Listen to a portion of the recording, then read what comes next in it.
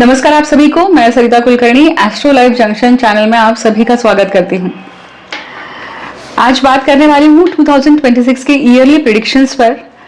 प्रत्येक लग्न अनुसार ये वर्ष कैसा रहेगा इसके ऊपर हम बात करने वाले हैं।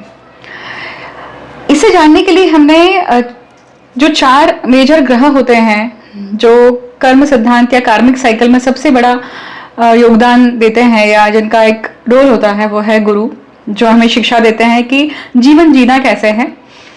फिर शनि की जो फिलोसॉफी गुरु ने बताई है उसके ऊपर प्रैक्टिकल चलना कैसे है, उसका एग्जीक्यूशन कैसे करना है, वो शनि बताते हैं, क्योंकि शनि जो है वो कर्म है हमारे जीवन में, और शनि ही उस कर्म का दंड देते हैं या फिर रिवॉर्ड देते हैं। तो शनि भी बहुत महत्वपूर्ण होते हैं क्योंकि शनि 2.5 साल तक एक राशि में रहते हैं, गुरु लगभग 1 साल या 13 महीने तक रहते हैं। और राहु केतु को बहुत अलग अलग तरीकों से लेबल किया गया है कि जो राहु केतु है वो कार्मिक सिद्धांत या कार्मिक जो साइकिल होती है किसी के जीवन में, उसे वो किस तरह से घटित होती है उसमें राहु केतु का बहुत बड़ा योगदान होता है। राहु केतु किसी भी राशि में लगभग 1.5 साल रहते हैं, 18 महीने। राहु जहां पे डिजायर है वही केतु कहते हैं कि इस डिजायर के पीछे मत भाग, क्योंकि इसी के कारण तेरी नैया डूबी है ना। तो हम आज 2026 का ये जो पूरा साल है, वार्षिक फल है, इसे हम इन ग्रहों के थ्रू देखने वाले हैं। इस वीडियो में आप नॉर्मल जो इस राशि के लिए ये साल कैसा रहेगा ये आप ऑलरेडी YouTube पे वीडियोस पे देख ही सकते हैं, परंतु मैं क्या अलग लेकर आने वाली हूँ आपके सामने। मैं गत जन्म का चक्र जो होता है उस पास्ट लाइफ के जो प्रारब्ध के भोग है या पास्ट लाइफ के ऐसे कौन से कर्म हैं जो इस साल आपके समक्ष खड़े हो सकते हैं और उनको आपको सामना करना है, उनको आपको पूर्ण करना है, वो पेंडिंग कर्म पूर्ण करना है।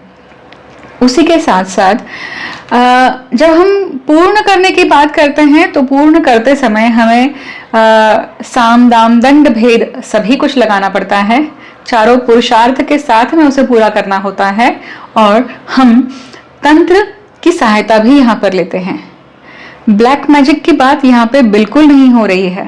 तंत्र अर्थात जो बिल्कुल एक क्लैरिफाइड सिस्टम है, उस सिस्टम के थ्रू अगर आप किसी प्रॉब्लम को अप्रोच करते हैं और उस सिस्टम के थ्रू, उस स्ट्रेटेजिक प्लानिंग के थ्रू अगर आप उस प्रॉब्लम की सॉल्विंग करते हैं तो आपको सक्सेस निश्चित ही मिलती है। तो ऐसे कौन से योग हैं जो खड़े होंगे या जिनके ऊपर आपको काम करना चाहिए, या प्रारब्ध के अनुसार आपके लिए क्या होगा ये वर्ष, ठीक है। इसी के साथ साथ मैं ये भी बताने वाली हूं कि ये जो पूरा साल है साधक लोगों के लिए, जो तांत्रिक लोग हैं, जिनकी 12 राशियों में से जो भी तांत्रिक डिवाइडेड हैं, गृहिणियां हैं या स्टूडेंट्स हैं या एक कॉमन मैन है, उन सभी के लिए ये वर्ष किस तरह से हो सकता है। पूरी सृष्टि जो है वो 12 राशियों में विभाजित है, राइट। तो हम शुरू करेंगे कि प्रत्येक लग्न राशि के अनुसार 2026 आपके लिए क्या लेकर आ रहा है इन 4 ग्रहों के माध्यम के अनुसार, ठीक है। इसके पहले कुछ अनाउंसमेंट आपसे शेयर करना चाहती हूँ। मैं सरिता कुलकर्णी वैदिक एस्ट्रोलॉजर हूँ और गत जन्म के चक्र को देखने वाली साधक भी हूँ। मेरे गुरुओं के आशीर्वाद से मैंने अनेक पत्रिकाओं पर पिछले कई वर्षों से काम करके गत जन्म का चक्र कैसे देखा जाता है ये मुझे मेरे गुरु से, मतलब मौखिक परंपरा से प्राप्त है। व्यक्ति जीवन में कहाँ अटका हुआ है, क्यों अटका हुआ है, उसका जीवन वैसा लूप में अटका हुआ क्यों है, चाहे वो पैसों का लूप हो, चाहे वो रिलेशनशिप का हो, चाहे वो खुद से डिससेटिस्फाइड हो, या कोई भी जीवन की जो प्रॉब्लम है वो क्यों है, उसका क्या कारण है। सब कुछ होते हुए भी व्यक्ति सुखी क्यों नहीं है, खुश क्यों नहीं है, इसका उत्तर हमें गत जन्म के चक्र में मिलता है। मैं उसी चक्र को देखकर व्यक्ति को मार्गदर्शित करती हूँ और रिटन रिपोर्ट्स भी मैं तैयार करती हूँ। हस्तलिखित रिपोर्ट होती है, मतलब एक्चुअली हैंड टाइप्ड होती है, परंतु जो रिपोर्ट, अभी 3 प्रकार की रिपोर्ट्स अवेलेबल है। 5 ईयरली प्रिडिक्शंस की भी मैं रिपोर्ट देती हूँ, ईयरली प्रिडिक्शन का भी उसमें समावेश होता ही है।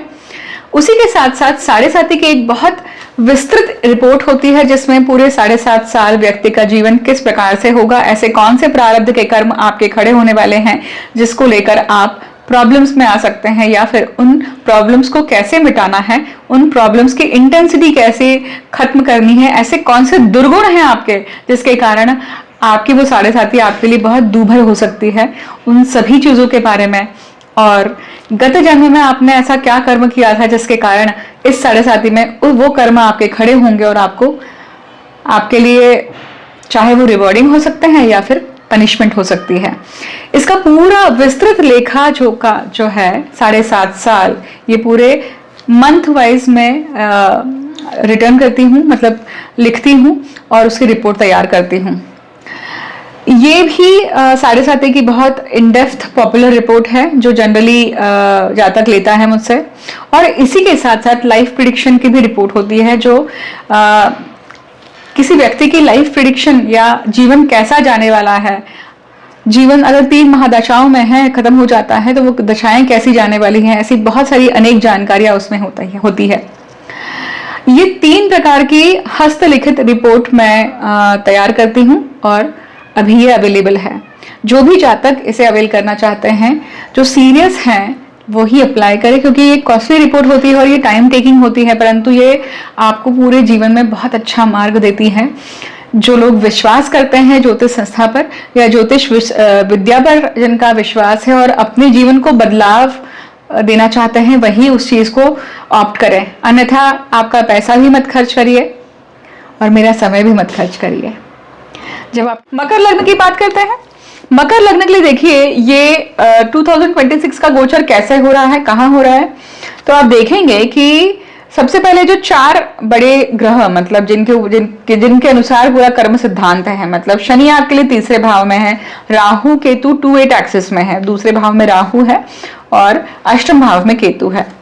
अब पेंडिंग कर्मा में गुरु है, तो मकर लग्न के जातकों के लिए ये टाइम पीरियड हेल्थ वाइज बहुत ध्यान रखना है। जून से जब से गुरु आए होंगे आपके षष्ठ भाव में, बहुत सारे लोगों को कुछ न कुछ बीमारियां लगी होगी।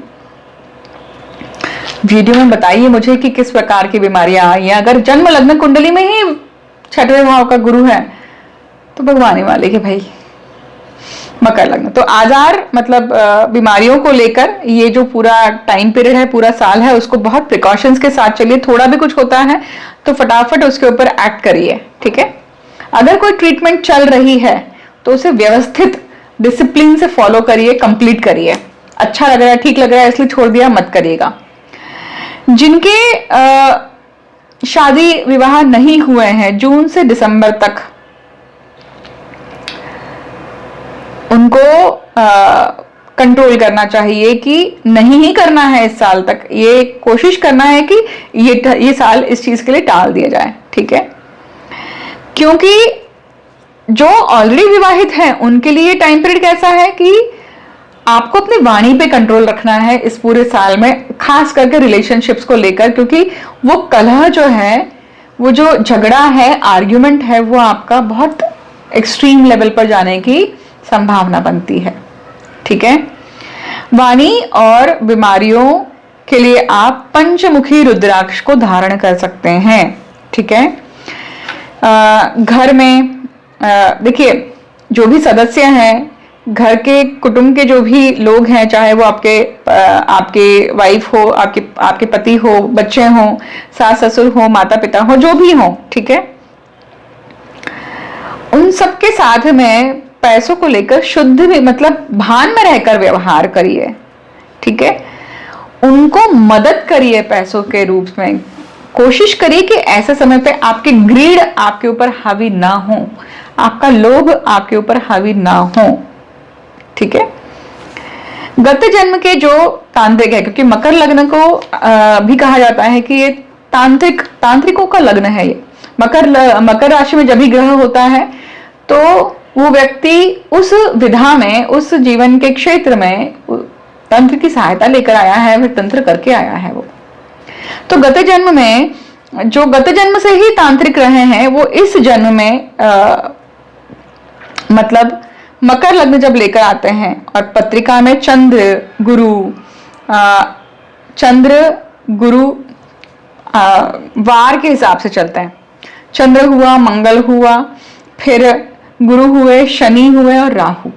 ये अगर आपके अष्टम भाव में बैठे हुए हैं तो आपको पूरी तरह से ध्यान रखना चाहिए कि आपकी सिद्धि जो है, आपकी एक सिद्धि है जो आपके साथ में आज भी चल रही है, और वो अगर फंसी हुई है, मतलब बहुत बार सिद्धि अगर शापित हो जाती है, कर्ज हो जाती है, तो उसको लेकर शुद्धिकरण करना होता है, या फिर आपने अभी तक जितनी मेहनत कर ली है, अभी तक जितना जब तब कर लिया है, साधना कर ली है, वो सिद्धि इस समय पे, इस पूरे साल भर में कभी भी एक रूप हो सकती है।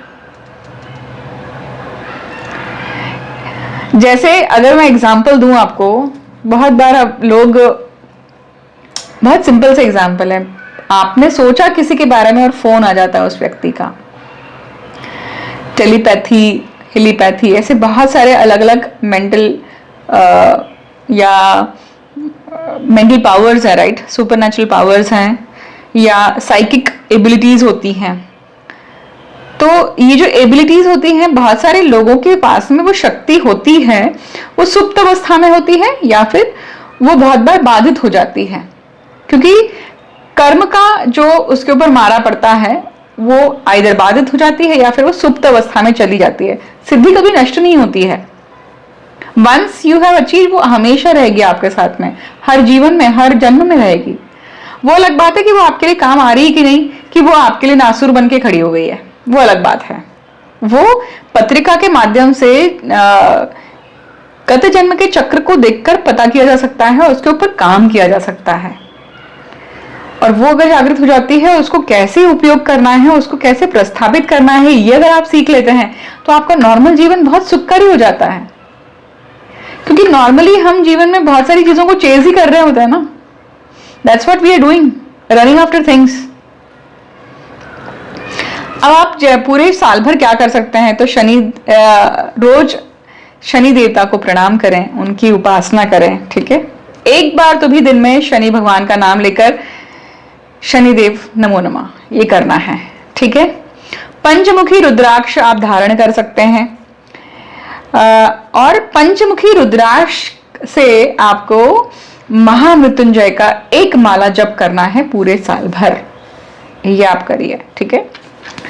जब जब तुला राशि में शुक्र आएंगे आपको धन की प्राप्ति होगी।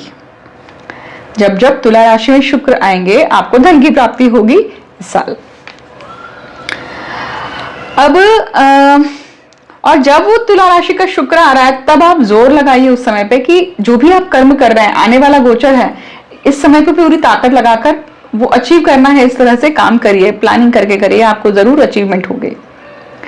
जो लोग फैशन डिजाइनिंग में हैं, मेकअप आर्टिस्ट हैं, कॉस्मेटिक्स में हैं, उस चीज की पढ़ाई कर रहे हैं, उनके लिए ये साल बहुत बढ़िया है, ठीक है। मैंने पहले भी कहा, मैं वापस से रिपीट करती हूं, मकर लग्न के जो जातक हैं, यंग हैं, या मकर लग्न के जातकों ने डिसाइड करना चाहिए कि इस साल आप शादी करने का टालिए, ठीक है। महादेव, जय मां कामाख्या।